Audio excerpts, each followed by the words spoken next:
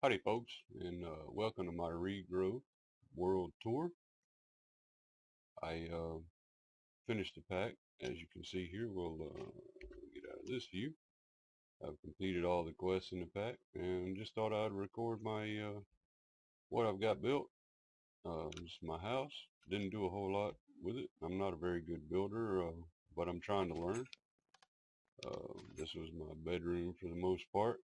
This was my bedroom whenever I was a vampire. This room didn't get used. Of course, I built an upstairs. Wound up not using it for anything. This was my mirror that I killed the demon in. So I had a place to come hang out whenever I just wanted to.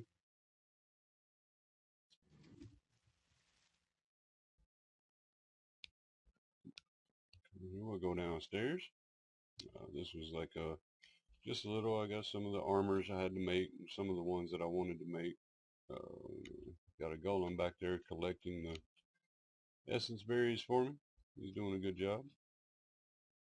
We'll come down here to this first level here. This is where after I built the house, I moved all of my storage drawers that I had going on and some of the other things that I needed to progress about. Got this. This guy's hooked up to the nether. Um, Pumping lava in here for me in case I, for whatever I need lava for. Uh, got our coke oven up there, making sure we got plenty of coal coke to cook in the blast furnace. Got that kind of set up with a little bit of automation in here. It makes our refined steel. Got this over here set up. This is kind of automated with Britannia. This guy drops these things down into the mana pool back there. This guy here makes a bunch of the runes. This one makes a bunch of the runes. Can only make like the runes that make two. I can only do them like one at a time because I just never got around to making this thing not uh, I don't know, I just made it like that so that way I can make runes as I needed them. In here we got our portals and another. Didn't really do a whole lot in either one of those. Over here, here's my cobblestone gen, stone gen. This here there's a flower, one of those thermo, whatever they're called. Let's see if I can see it. The floating exo flame back there. So that whenever I wanted to make something, like say I wanted to make a bunch of sand at one time or whatever, I could just throw it in that chest there and then cook it up. This was my mana production. Uses potatoes, or baked potatoes, and the gormarilises. And I had it all set up here so that I had like a, well, I don't know, you can just look at it. It's pretty well set up. Got a better barrel here that all of the potatoes go in and they get sent into the hoppers uh, using the hopper upgrade inside the better barrel. Surprisingly, it does a really good job round robining. So even when before it was all full, it did a good job making sure that they distributed evenly. And then of course we're using these quartz buildcraft pipes here because they maintain the speed, that kind of slow speed that allows the gormarilises to only get the potatoes as fast as they can eat them and produce the mana. The it's full, all pretty much full now, so it's kind of wasting. There's no like off switch, but I mean, seeing as how it's all automated and it's self-sufficient, I really didn't see a whole point in making an off switch. We're going downstairs here. This is where our power and a bunch of other things were. This was my main power plant for a really long time. Uh, Managed to maintain about I forget how, it was over a thousand RF a tick for a long time with this guy.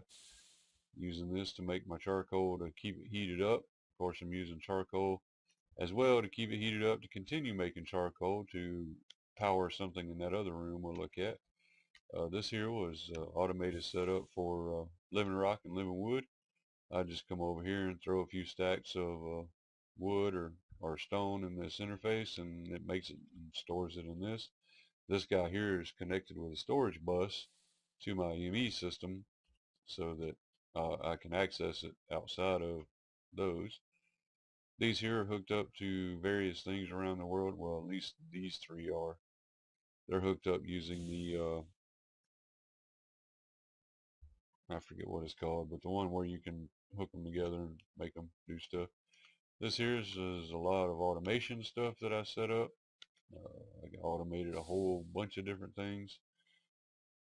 It's a big mess, or it looks like a big mess, but it makes sense to me. It kind of worked out the way it did.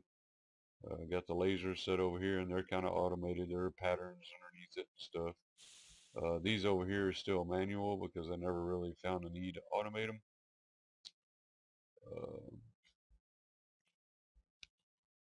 This over here is set up with a setup to um, do the 3 times ore processing, but the only one I ever really cared to make 3 times was the osmium, just because you needed so much osmium to do some of the things in the next room. Here's the, I got a ton of stuff. It's not even worth going through everything. Most of it's either in those storage drawers you saw upstairs or in this storage here. We'll go in the next room. This is where we're getting our power at now. I got this guy set up down here making the deuterium, and this guy here is keeping it all filled up. The tritium is coming from upstairs, as there's a big deal going on up there. As you can see right now, I've got him set on the injection rate is 2. We're making 100, well, just under 200,000 RF a tick. This guy has a 3 cells and a provider. All 3 of those cells are the ultimate ones. So this thing can hold a lot of power. And I kind of figured that if I ever reached a point to where this filled up, I'd just turn the generator off and wait for it to catch up. This is where my charcoal is being used now, and these fuel wood heaters to do the, this one here is making the lithium, and of course it looks like it must be nighttime because the brine backed up. Of course, brine back up over here. This one's doing the same thing. Got a little tank in the middle over here to hold some backflow for brine, but for whatever reason, I don't understand it. I'd never drop, and here I never drop the amount of liquid lithium I have, but during the daytime when this thing is producing the tritium, the brine will drop all the way to 0, all the way across everything, but it never drops in the liquid lithium side. So it's like, I don't know why. I guess there may be some kind of math error or something. I don't know. The brine just goes away. But anyway, down here is where we got this guy turning the liquid lithium into lithium gas, storing it in this tank. Of course, we have this guy, the crystallizer, making lithium dust if we need it. Whenever I need lithium dust, I just come over, grab a few stacks, store them in my system.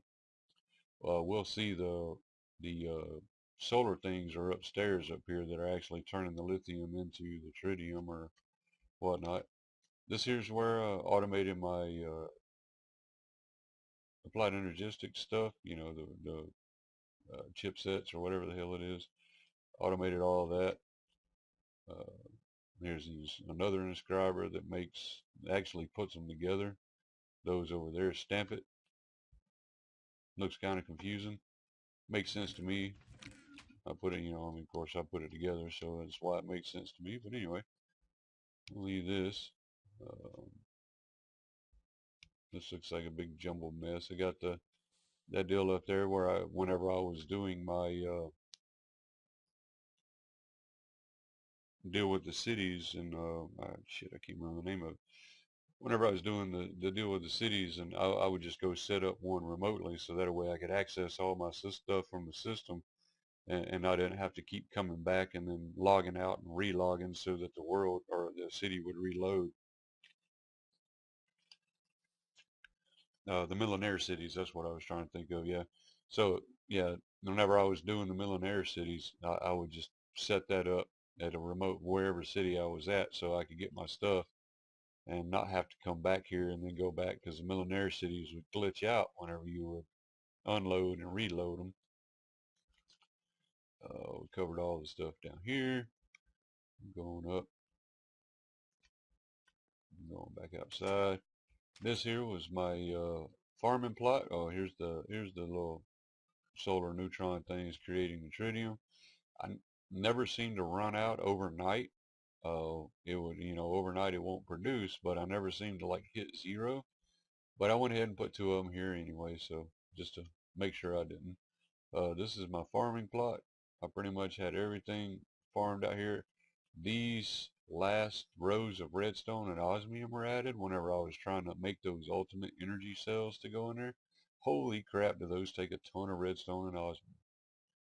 Anyway, moving on. Here's my little Thumbcraft Quadrant over here. Got some of the Thumbcraft stuff set up. Got all the jars set up out here. If you need Tempestus, if you're like me and you kind of like, I've got to have them all, whatever, completionist type deal. If you need Tempestus, the nether is where you, I'm sorry, not the nether, the end is where you can find the Natura clouds that you can cook down and get the Tempestus. For anybody that is freaking out like me and like, where in the hell do I get Tempestus from? Well, that's where you can get it. Otherwise, this guy here underneath, I'll drop down the backside here. Here's my stabilized node or energized node. He's pretty decent one, not too bad, I don't guess. Anyway, I dropped down the backside here so you can see the little box. That right there has got all the skulls in it. That is the stabilization for this. I didn't have a single issue with this guy.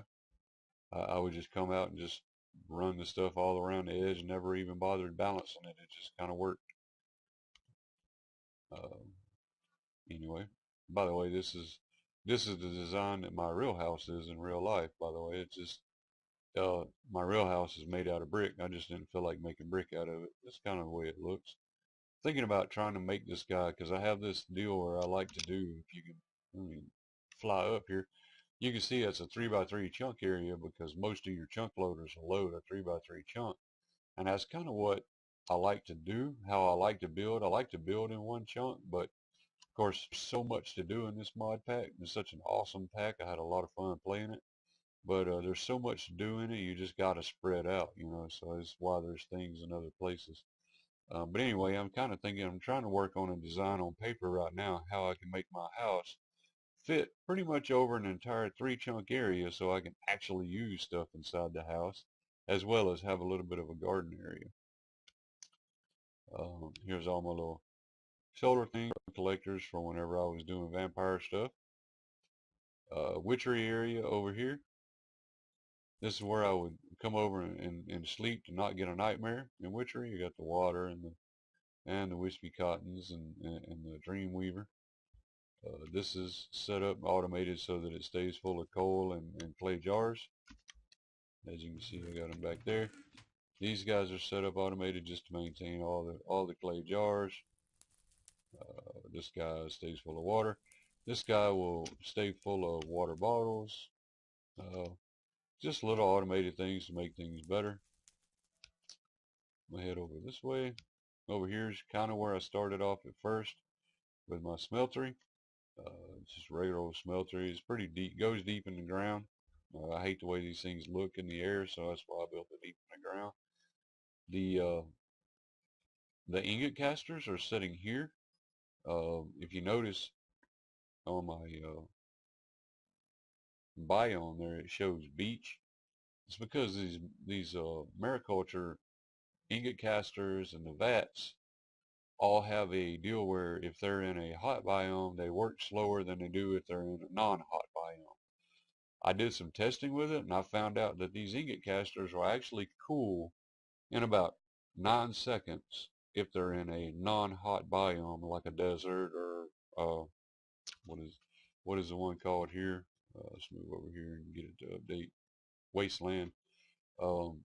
If it's in a desert or a wasteland biome, it takes about 18 seconds, which is double the time. So that's the reason why these guys are here, and it's also the reason why this vat's sitting here. It's in a beach, but this crucible is in the wasteland because the crucible heats up faster if it's in the hotter part. So I kind of found a separator here between beach and that and put these together. So this guy heats up really fast with these upgrades anyway, but it heats up even faster because it's in the wasteland. And then of course this guy here cools off faster because it's in the beach. And then I got this guy set up with lava in it to make sure that, or so I can make the burnt brick or burnt stone or whatever it's called. Um, these guys are all hooked up to that lava tank you saw downstairs. Moving on over here. This is where I set up to where I can get my cobalt. I got a lot of it, as you can see. These guys are kind of just hanging out in here now. I don't know, I just let them be. Uh, I set this up to transport mana from this area because over here is my main Botania stuff. I got, you know, a ton of mana, the different things you need to make the Botania items with and whatnot. Here's the blood magic stuff here. That's all on the ground except for the posts that stick up. But anyway, this thing right here would fill up this mana card over here and send it out. It gets over here and it waits for a signal from either this depot or this depot. And this one over here is running the thing right here that harvests this. This was before I had got to the point to where I could make the forestry farms. So I'd made this one here pretty much all Botania with a little bit of Buildcraft to pull the stuff down. And as you can see, this farm up here is just harvesting spruce trees, and these guys are breaking the leaves all around them so that way the trees can still grow. This one down here is a my oak tree farm, and it's just kind of stopped right now. I got the munch dew here that feeds in the middle is a this guy that makes them, the agricarnation that makes them grow, but right now I'm full up on oak wood, so it's not running. Down here is the oak farm is pretty much set up like this, except for this one over here has got 2 water pumps because it's in the wasteland biome, so the farm uses a ton more water. The oak farm I built in the ocean doesn't use as much water, so it only has 1 pump. And of course, here's where you can see I've got the fertilizer and dirt, and they're tied up, hooked up to those barrels that are in the base. So I don't really have to come over here a whole lot.